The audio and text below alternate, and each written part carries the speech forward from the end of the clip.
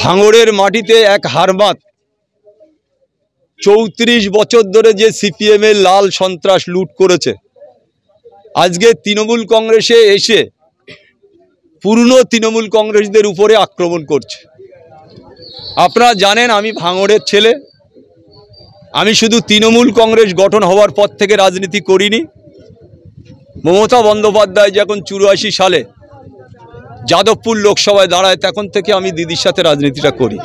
আমার ভাঙড়ে যেসব ছেলেরা আছে, আমি বললে 10 মিনিটে এইসব বাবুরা কোনো জায়গা থেকে আর বেরোতে পারবে না। যথেষ্ট ছেলেরা আছে। আমার যারা ছেলে তারা কিন্তু লড়াই করা ছেলে, তারা কিন্তু সিপিএম এর বিরুদ্ধে লড়াই করে, আজকের বিভিন্ন দলের বিরুদ্ধে লড়াই করে। আপনারা দেখেছেন গত পঞ্চায়েতে আমাদের সাথে আইএসএফদের লড়াই হয়েছে। আমি যে কোনো সময় খুন হতে পারতাম, আমার ছেলে হাকিমুল খুন হতে পারত, খাদিজা খুন হতে পারত, সেদিন যে অবস্থা ছিল। আজকে তাই আপনাদের কাছে আমার বলার, আমি আমার দিদির কাছে হাত জোড় করে বলবো যে দিদি আপনি ভাঙড়ের ব্যাপারটা দেখুন, ভাঙড়ের যে পরিস্থিতিটা আপনি দেখুন দিদি। অভিষেকদার কাছে আমার অনুরোধ থাকবে যে আপনি ভাঙড়ের ব্যাপারটা দেখুন। একজন হারমাতকে আপনি এখানে দায়িত্ব দিয়েছেন। আপনার কাছে আপনার পায়ে ধরে, দিদিমণির পায়ে ধরে আমরা ভাঙড়ের তৃণমূল কংগ্রেস বাঁচতে চাই। আমরা তৃণমূল কংগ্রেস, আমি যতদিন বেঁচে থাকবো, আমি দিদির পা ছুঁয়ে শপথ করে এসেছিলাম 2006-এ। আমি যেদিন বিধায়ক হই সেদিন কালীঘাটে দিদির দুটো পা ধরে আমি বলে এসেছিলাম, দিদি আমি যতদিন বাঁচবো আপনার নেতৃত্বের প্রতি আস্থা রেখে আমি ততদিন তৃণমূল কংগ্রেসটা করব। আজকে আমি এখনো আশঙ্কা করছি যে কোনো সময় আমাদের উপরে হামলা হতে পারে। এরা তো এলাকার লোক নয়, বাইরে থেকে ক্রিমিনালদের এনে এই হামলাটা করানো হচ্ছে। এলাকার লোক হলে বোঝা যায়, এলাকার লোক হলে এলাকার মানুষরা বুঝতে পারে। কিন্তু বাইরে আজকে যারা করেছে সমস্তটা ক্যানিং পূর্ব বিধানসভা থেকে লোক এনে, আজকে উনিও বসেছিলেন পিছনে। ওনার নেতৃত্বে, ওনার নির্দেশে, ওনার আদেশে উনি চেষ্টা করছে ভাঙড়ে আরাবুল ইসলামের তৃণমূল কংগ্রেসটাকে মুছে দিতে। আশা করি যে আমরা যারা তৃণমূল কংগ্রেস করি, আমরা জীবন বাজি রেখে মৃত্যু বরণ করলেও এই তৃণমূল কংগ্রেসটা করব বা এই তৃণমূল কংগ্রেসের সাথে থাকব। আপনারা ইতিমধ্যে দেখেছেন গত 3 দিন ধরে ভাঙড়ের মাটিতে এক হারমাত 34 বছর ধরে যে সিপিএম এর লাল সন্ত্রাস লুট করেছে, আজকে তৃণমূল কংগ্রেসে এসে পুরনো তৃণমূল কংগ্রেসদের উপরে আক্রমণ করছে। আপনারা জানেন আমি ভাঙড়ের ছেলে। আমি শুধু তৃণমূল কংগ্রেস গঠন হওয়ার পর থেকে রাজনীতি করিনি। মমতা বন্দ্যোপাধ্যায় যখন 84 সালে যাদবপুর লোকসভায় দাঁড়ায় তখন থেকে আমি দিদির সাথে রাজনীতিটা করি। আজকে যেটা আমার বলার, যে এক এক করে যারা ভাঙড়ের পুরনো তৃণমূল কংগ্রেস যারা লড়াই করেছে, জীবন দিয়েছে, গত পঞ্চায়েতে হয়তো আমি মারা যেতে পারতাম, আমার ছেলে মারা যেতে পারত, খাদিজা বিবি মারা যেতে পারত, তাদের উপরে গত পরশু থেকে শওকত মোল্লা নিজে যে আরাবুলের যেসব ছেলেরা আছে তাদের হাত ভেঙে দাও, পা ভেঙে দাও, তাদের গুঁড়িয়ে দাও, তাদের মেরে দাও, তার বক্তব্য আপনারা ইতিমধ্যে বিভিন্ন চ্যানেলে প্রকাশ হয়েছে। আমি শুধু আজকে একটা কথা অনুরোধ রাখবো মাননীয় মুখ্যমন্ত্রীর কাছে, যে আমরা এই দলটা করব কি করব না।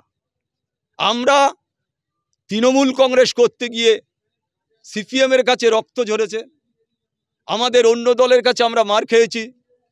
আজকে যিনি এখানে এসে অবজারভার বলে যিনি দাবি করে এলাকা যেভাবে সন্ত্রাস করছে, আজকে যারা মেরেছে তারা কিন্তু কেউ ভাঙড়ের ছেলে নয়।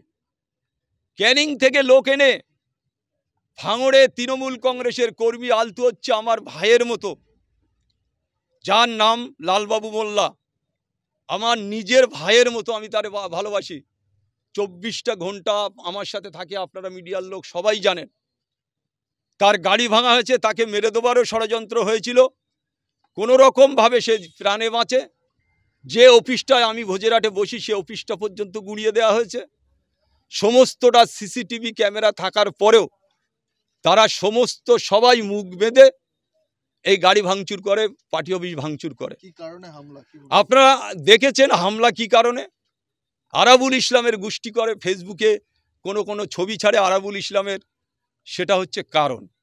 আপনারা দেখেছেন গত পরশুগার দিন, আপনারা গতকালই বাপি আমাদের প্রাক্তন প্রধান, ওর ওয়াইফ দুবারের প্রধান, ও অঞ্চলের এখনও ভগবানপুর অঞ্চলের সভাপতি, তাকে মারা হয়েছে, তার বউকে মারা হয়েছে।